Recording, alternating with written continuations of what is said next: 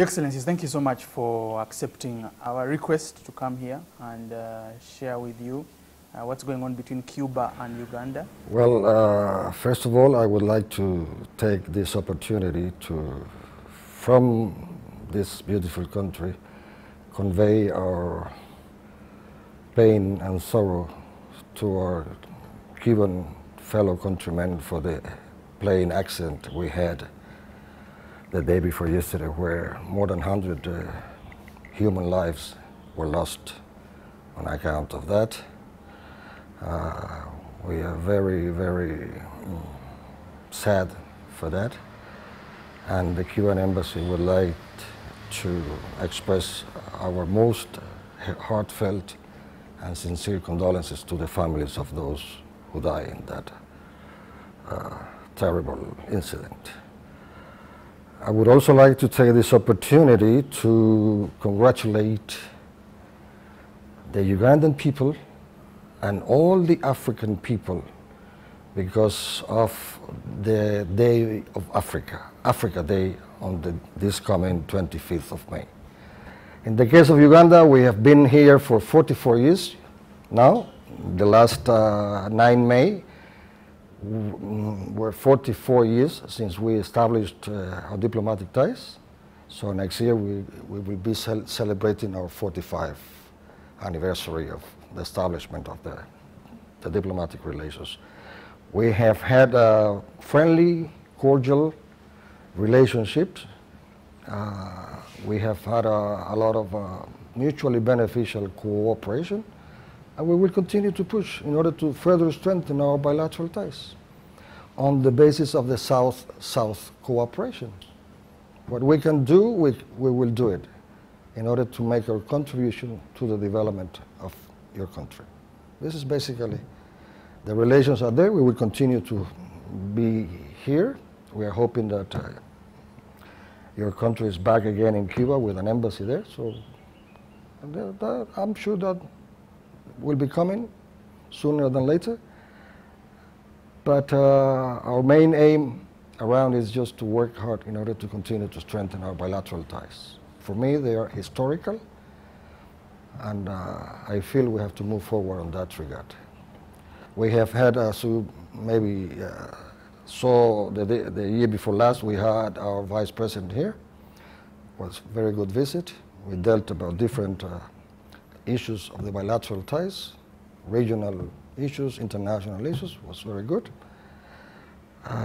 We had the Minister of Health in Cuba recently, last month. So those are facts, you know, milestones in our bilateral ties for the last few weeks. But we have had a lot of exchange of high delegations. Your president has been to Cuba sometimes, more than once. So we have had other delegations. We are very appreciative of the fact that when Fidel Castro, our commander-in-chief, died, Prime Minister was there. He attended the funeral, and activities over there. And we have had a lot of delegations here. We see a lot of prospect, you know, for us to continue to improve on our cooperation and our maybe economic and commercial relationship. That is basically a picture of how our relations are there. We have very, very common position in different issues and matters, both multilateral and bilateral level. We're fine. Our relationship is good, and I'm pushing to get it much better. Ambassador Antonio, share with us how Fidel Castro contributed to Africa and also particularly Uganda. You know, he passed away, but his legacy. What does this mean, especially for Africa? Castro is still alive in our hearts. He is there. The Cuban people is just trying now continuing, you know, his work and his life, of course, his legacy, his principle. We did a lot for Africa because, as I mentioned before, we feel we are Africans too, because of that close relationship with Africa. And we did that for Africa at the request of some governments of Africa. The case of Angola, the case of Namibia, other countries. In those countries, well, we participated in the struggle of Angola for the independence of Angola. I don't know if you're aware of the Cuito-Cuanavale victory, 88, that changed completely the course of history in Africa.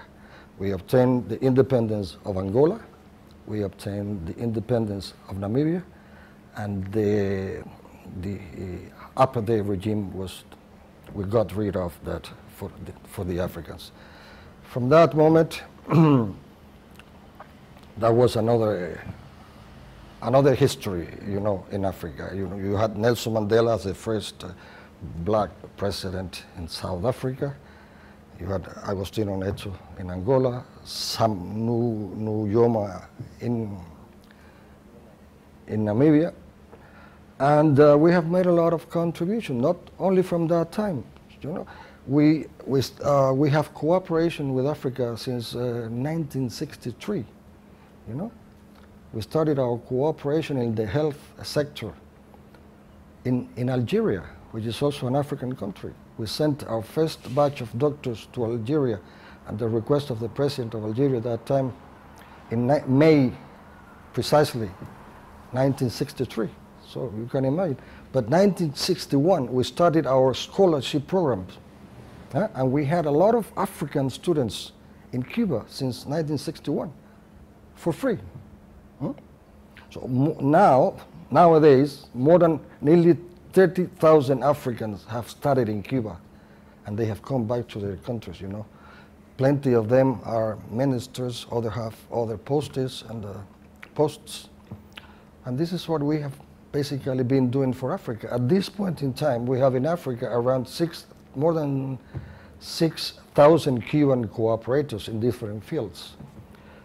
Out of them, more than 2,500 are health sector staff, you know, personnel, doctors, nurses, technicians. So, and we will continue to support Africa as much as we can, because we share what we have. We don't give Africans or any other country what is our leftover. We share the little we have, we share it with our brothers and sisters in Africa and other latitudes of the world. You've spoken of the health sector, and your first batch of doctors in 1963 went to Algeria, just like you said. Before we sent a group of them to Chile, when there was an earthquake, devastating earthquake in Chile in 1960. But that was not officially, you know, cooperation. We started our cooperation in 1963 in Algeria. And just speaking about that, the government recently announced that Cuban doctors would be coming to Uganda. How many are coming to Uganda, and are they going to be paid? Well, you've seen a lot of news about it in the newspapers, on the TV. Maybe you have been one of them. Huh? But in that regard, I can tell you to go back to what the Minister of Health, the Honorable Ruth Jane Hutchins, said. There will be around 40. They will be paid, of course. And they will be here when the government decides they will be here. That's easy. That's that. They will be paid, but not so different salary from that your Ugandan doctors are being paid now. Go follow what she said recently to one of the newspapers. I think it is to New Vision. She was talking to New Vision. And this is in an effort to improve Uganda's healthcare system. Is that? As long as we are in the position to make a contribution, as I mentioned, we will be here.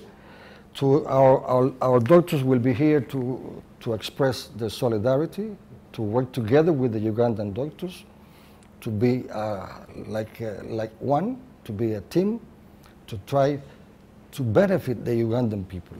They are going to maybe some referral hospitals, maybe to the up country, where others don't like to go. or are not willing to go. Our doctors will be there to teach the people how to prevent disease, to help them, to offer, their heart. This is what our doctors will be doing here. Point, period. That's all. To work together with the Ugandan doctors for the benefit of your people. Yes, and I stand with you there in terms of improving Uganda's healthcare system, but my worry is about the language, because I think the Cubans... Doctors who will be coming, if they come finally, they speak English.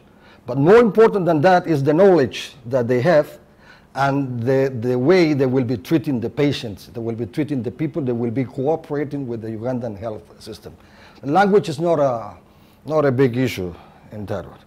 Maybe some of them could not speak English well, but they understand, they know what they are dealing with, what the patient is telling them. They see the patient and diagnostic, they don't need,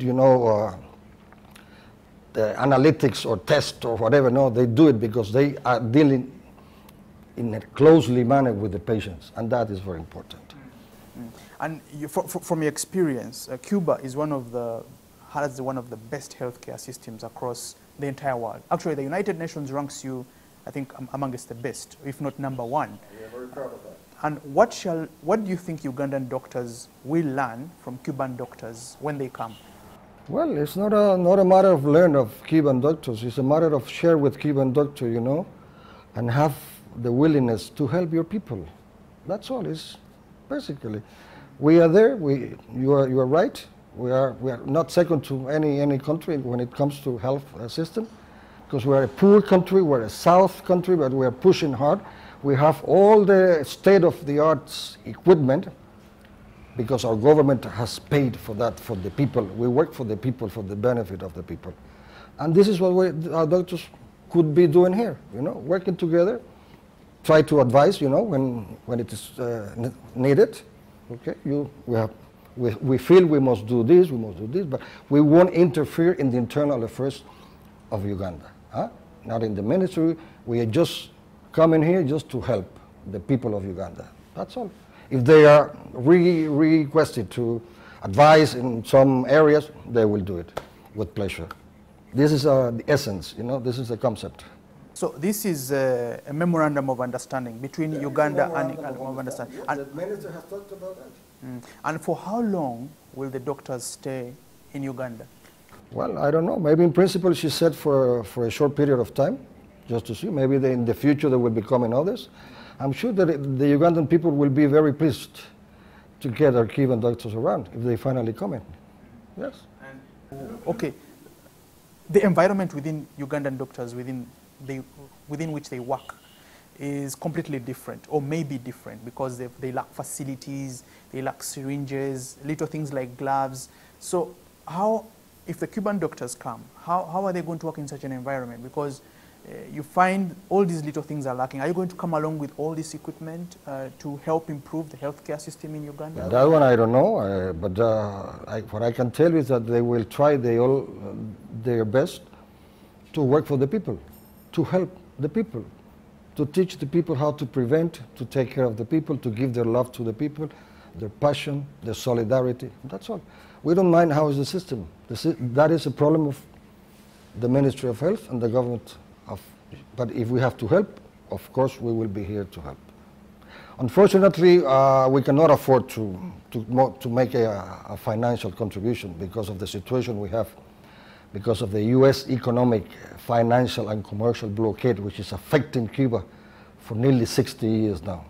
This is a very, very big problem to us. But despite that, Uganda is one of the countries, the few countries at this point in time that is still benefiting from the Cuban scholarship program.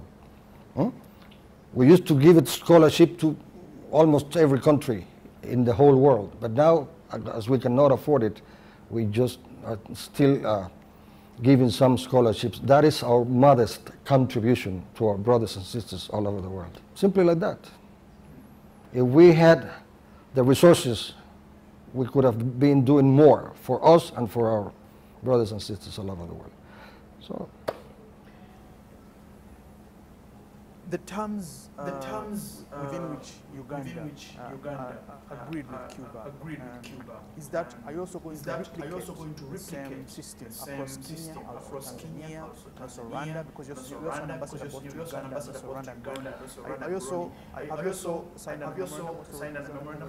We are bringing doctors at the request of these governments. We are not going to replicate anything. Each country has its own characteristics.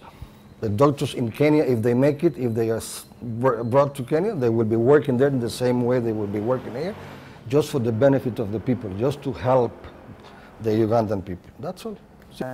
I think the 40 doctors may be very few.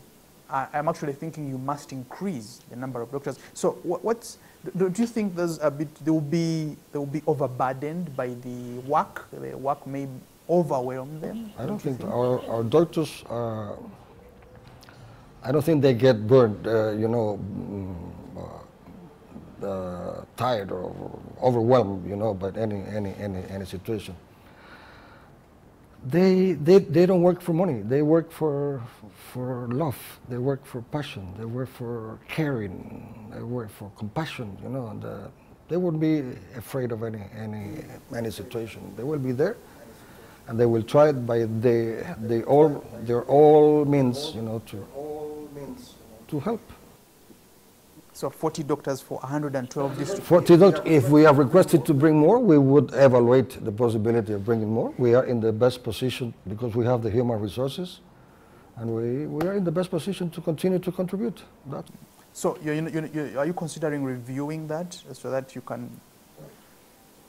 I am not the right person to tell you that, because this is part of the Uganda Ministry of Health. This is part of Uganda government. I just want to know, what secret does Cuba have? How did you manage to succeed, to become #1? What was your secret? Willingness of our government, led by our Commander-in-Chief Fidel Castro, and the support of the Cuban people around the government. That's all. It's simple. Simple, like that. It's just the willing of my government. That was one of the guidelines of our Commander-in-Chief. When he delivered his self-defense when he was in prison. I don't know if you have heard about the history will absolve me. That was one of the points, in the program of the 26th of July movement. Our revolution is a revolution, for the people, with the people, and to the people, with the humble people, for the humble people and to the humble people. That's all. 1959, we started to change the whole awful and terrible situation we had previously under the capitalist system and under the U.S. domination. We started to take measures, We started we were the first country who did a literacy campaign in less than 1 year. You see, who else in the world has done a literacy campaign in less than 1 year? Those was the ideas of the 26th of July movement of our Commander-in-Chief. We made a land reform. We gave the land to the people, to the farmers, to the peasants, and from that we started working on the health system. We had 6,000 doctors before the triumph of the revolution. When we triumphed January 1st, 1959, we only had in the country half of that amount, because the others left for the United States. So it's just to focus on the people, the dignity of the people, justice for the people, and that's all. That's why we are there, because our revolution has been focused on the people of Cuba. And we have not far more away, because we have had the blockade for so many years now. I would like this U.S. government to lift the blockade, and they will see where Cuba is capable to move forward and to go. That's all.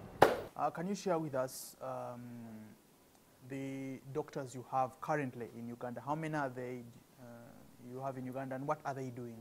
We have at this point in time here around 4 professors at the University of Mbarara, you know, and they are here by virtue of an agreement signed in 1988 between the 2 governments. Those and as a response of a visit President Museveni did pay to Cuba in 1986, you know, they discussed with our Commander-in-Chief Fidel Castro, and they agreed to send a group of Cuban doctors here to help, you know, in the formation, in the training of your doctors. They have been there for nearly 30 years now. We are supposed to have another one coming in the next few weeks, so there will be 5. And they are working, like you Ugandans, you know, they are giving their best, and they are, you know, very much loved by the people, by the students at the university, by the authorities of the university, by the government. They have got the recognition, you know, by those, by the government, by the university authorities, by the people, because what they are doing there is just to help, just to be together, to live together with the Ugandan trainees, with the Ugandan students, you know, to train them. And many of the Ugandan doctors now have been trained by Cuban doctors, which is very important, you know, and they can speak out about that, you know, better than I do, because they have been there for 3, 4, 5 years, you know, together with the Cuban doctors. I can tell you that, I can assure you that, I can reiterate that they will be of help for the Ugandan people. No fight with the Ugandan doctors. On the contrary, just interaction, you know, close interaction, friendship, solidarity. This is what they will be. This is what I will be seeing here if they finally come. And don't you think it's a bit unfair? Probably it would be the other way to help the indigenous doctors here thrive before we involve an external, we get external help, especially to nurture doctors within a country to reach the level probably Cuba is. I am not the right person to answer that question. I have told you to go back to what the minister has said, go back to what President Museveni has said. That's all. I am not in the position to answer that question. My position is not to interfere in the internal affairs of your country. This is the government. The government knows what he will be doing, and but this is what I can tell you. And if we can come, it's just to help. I tell you once again, you know, our will is just to come and help the people of Uganda. Leave that for the Ugandans. What message you have for Ugandans, and also when you expect them to arrive? The message for Uganda is that we are here, willing very much to make a contribution to the development of the country as we can. We are here to strengthen further our bilateral ties, as I mentioned before. And we are here because it is our duty to be here and to help our brothers and sisters all over the world. Doctors will be coming, I don't know. That is a decision of the Ugandan government. I don't have the details, but I hope they will be coming, and they hope they will be helping as much as they can our brothers and sisters here in Uganda. We would like to conclude by thanking you for this opportunity. You know, we are in a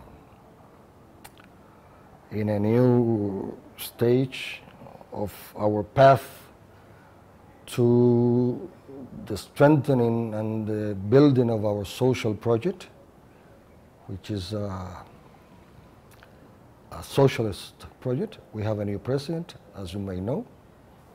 He was elected by the people, by the majority of the Cuban people. He is there. He is the continuation of what the historic leadership of the revolution has been doing for the benefit of our country. And we are there. We will continue to be there. We won't give up any single principle of ours. We will continue pursuing our same policies because we want to build a more prosperous and sustainable socialism for the benefit of the Cuban people and for the benefit of our brothers and sisters all over the world, because we know that the better world is possible, and that is our struggle. That is our strive for. That is what we're going to continue to do. The scholarships. Tell me about the scholarships. How many scholarships do you have right now? Scholarships we're giving just a few for some countries, not as many as we used to give some years back. But Uganda is just getting scholarship, yes. To study medicine, basically. That is a way for us to contribute to the development of your country in that area. Do you have the number? No, I don't have exactly the... Yeah, we can give one, we can give two, we can give three. Not as many as we used to give before. Ambassador Antonio, putting aside your very precious time and sharing with us the relations between Cuba and Uganda and how we can move forward. Thank you so much.